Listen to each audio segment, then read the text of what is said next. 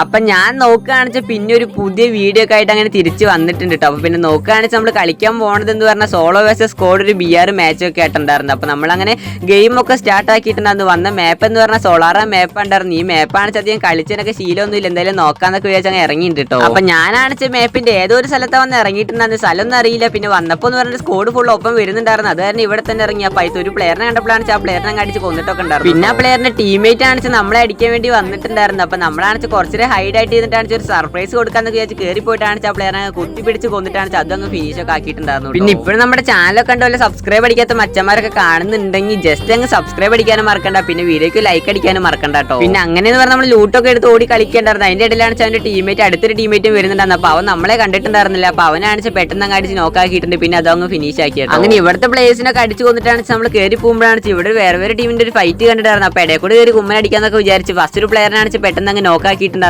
പിന്നെ അതങ്ങ് ഫിനിഷ് ആക്കി കേട്ടോ. പിന്നെ അത് കഴിഞ്ഞ് നമ്മൾ ഓടി കളിച്ച് പോയതെന്ന് പറഞ്ഞ സ്കോഡിന്റെ മുന്നിലുണ്ടായിരുന്നു. ആകെ പെട്ട അവസ്ഥയായിട്ട് എവിടെ തീരുന്നാലും അടിയാ കിട്ടുന്നുണ്ടായിരുന്നു. പിന്നെ ഗ്ലൂ ഒക്കെ ഇട്ടൊന്ന് കവർ എടുക്കാന്ന് വിചാരിച്ചപ്പോഴേക്കും ബാക്കിൽ നിന്ന് അടിച്ചിട്ടാണ് നമ്മളെ അങ്ങ് പെട്ടിയാക്കിയിട്ടുണ്ട്.